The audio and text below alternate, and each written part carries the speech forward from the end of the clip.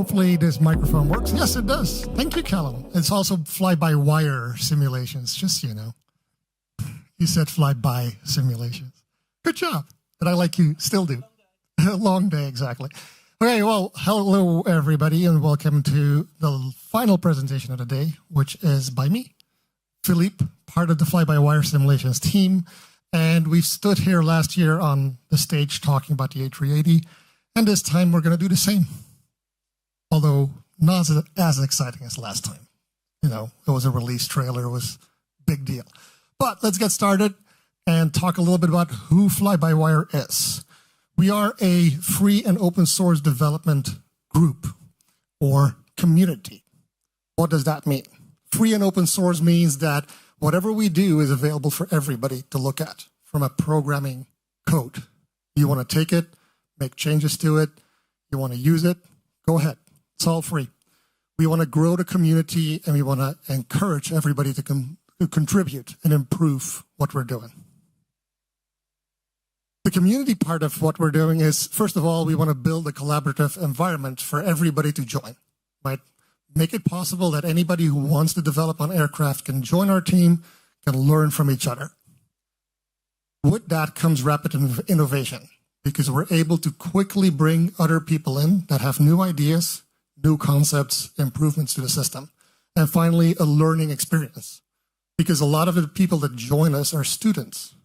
They join us because they are interested in programming and they want to make sure that they can learn from more experienced people and then grow into their skills and bring that into a professional environment later on.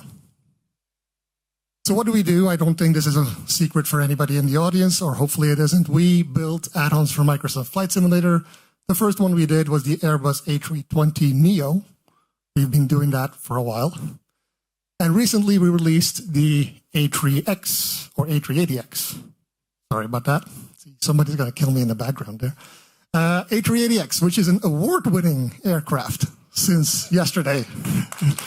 Just want to highlight that. It's pretty cool. We were very thankful for that.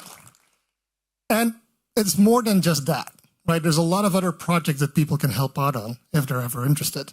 We have an installer, which we also help other communities like FSLTL and I think Salty, if I'm not wrong, yeah, is also in our installer. We have SimBridge, which is a tool that helps us with terrain management and terrain information and other stuff. We have a lot of documentation that's being worked on. We have Discord bots, we have an API, we have an infrastructure. So if you're not an aircraft developer, I am not, I have no clue, don't know anything. You can help out on these things. You want to be helpful on Discord?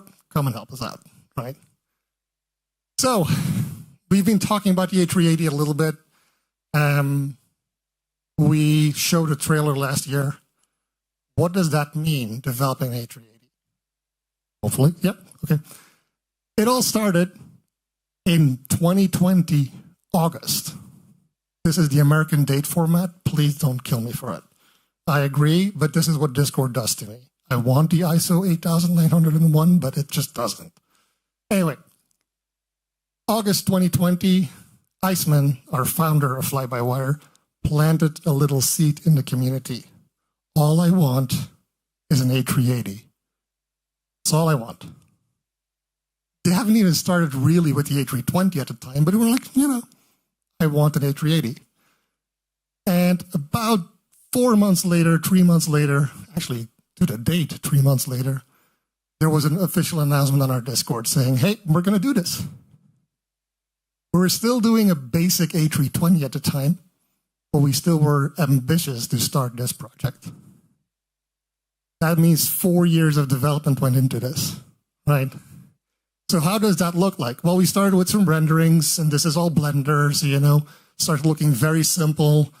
Although this gets a little bit more detailed, but these are all still renders in Blender, right? You have to start slowly building that skill set, and you start building the models, and you start building the code for everything. Takes some time. Gets a little detailed. Lots of buttons. Why do we have so many buttons, pilots? Anyway, finally, we got to the point of the first time loading a model in the sim. This is the screenshot of that. This is the first model we ever loaded in the sim. First time a modeler did that. It looks a little bit bare bones, but we got there. This is a screenshot that I like to talk about a little bit because our texture artist is magic. He's also called Mike, but please don't call him Magic Mike. But he is magic. This is the letter texture that he, with the help of a few others, built. And you might think it's a letter texture. Can't be that hard. It is apparently extremely hard. It took hundreds of hours, apparently, or tens of hours to build that, to get all the details and the randomness and the feel of a letter texture there. So, yeah, just something to think about. And finally, we were able to get stuff into the sim. So this is, again, the model of Repsol and texturing of Mike that got into it. Still a little bit of artifacts, I think, because the screws aren't all correct. But you see, we start loading things into the sim. Things start looking really good. And I think we've all seen this. But in the back end, we're also working on code. It's very easy to show you screenshots of a model. It's very hard to show you screenshots of code. I can show you code, but probably doesn't make any sense. This is OANS, so this is the onboard airport navigation system. Makes it easy to see where you are. We support that in our flight plan, in the A380. We also went to conferences. This is a picture from, you can guess roughly where, about a year ago. This was when we showed our release trailer, or big trailer, about 10, 12 minutes, I think it was. Kieran and myself were on stage for that, but of course we didn't have to talk too much. And we released our livery at that time. For the first time, we showed the livery that we were going to release with, and we showed the cabin for the first time. We also went to FS Expo. Evan, shout out. If you're ever in the US, you want to do a conference, FS Expo, go there. It was a lot of fun, similar booth as we have here. A lot of people come over and talk to us, so we really appreciate that. This is something that our developers wanted us to add.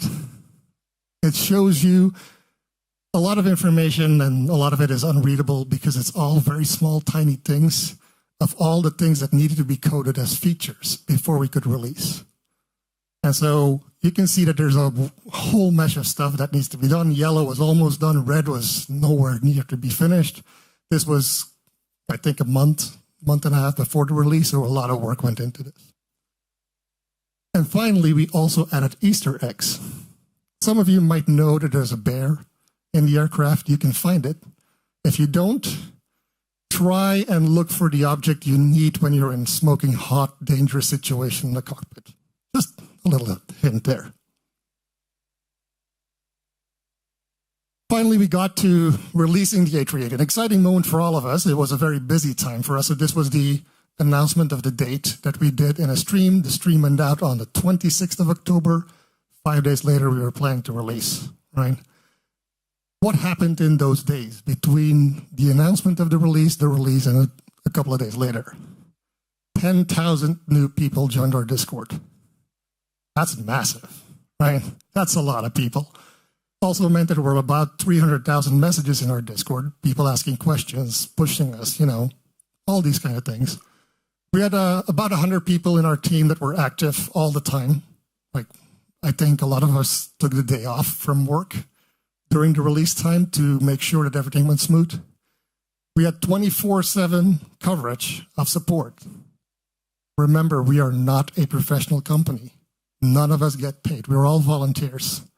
That is impressive for a community. Right? I think that is impressive. Thank you. The one thing I do want to highlight as well from a volunteering perspective is the last item. Within a week from the release, we had made 40 changes on top of that release. Like a lot of developers, like we release, we're going to take a small break, right? Some of these volunteers have been working the last week before the release. They spent 18 hours a day trying to finish things up, test things, make sure everything was working. Instead of taking a break for a couple of days, nope, straight back into. Somebody sent a message saying, hey, this thing is acting a little weird. 5 minutes later, 10 minutes later, a fix pushed. That's insane. But anyway, that's what we do. We love our stuff. Now to the numbers. You want to see bandwidth. You want to know how much is downloaded. So we're tracking what is happening on our content delivery network, or download servers, if you will. The peak is, of course, when we released. We have 3 versions or 2 versions that we released, the 4K and 8K. 4K is yellow, 8K is red. The gray one is basically a combination with a few more minor things as config files, etc.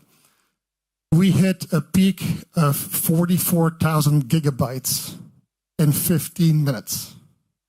That is 44 terabytes in 15 minutes downloaded from our servers.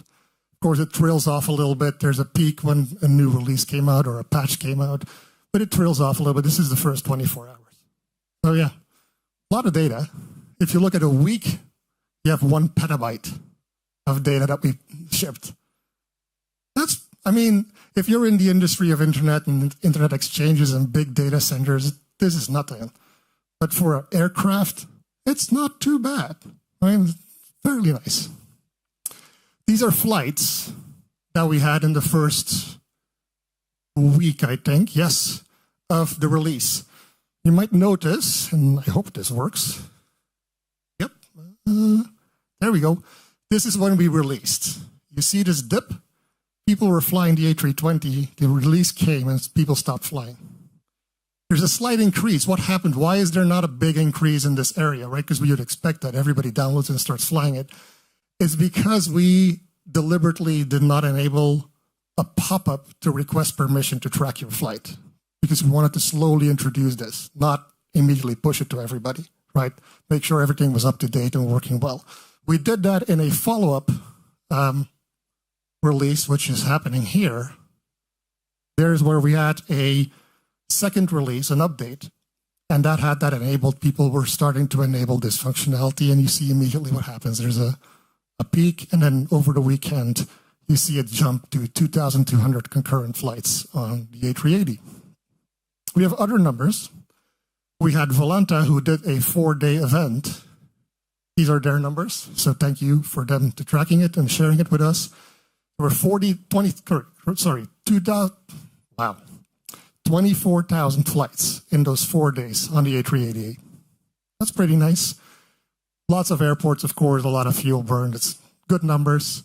We also have numbers from SimBrief, Navigraph, where at the release time, the light blue is the amount of A380 from FlyByWire flight plans that were generated. It's 5,000 flight plans per hour at the peak that were generated in SimBrief. It's half of the total number at that time were A380s. We like that number. We put not only our own system under pressure, we put others under pressure as well. It was a stress test for some people. VATSIM is another area where we can get this information. So before the release, there were a few flights potentially that were people flying some of the other A380 add-ons that are, you know, maybe not as good as ours.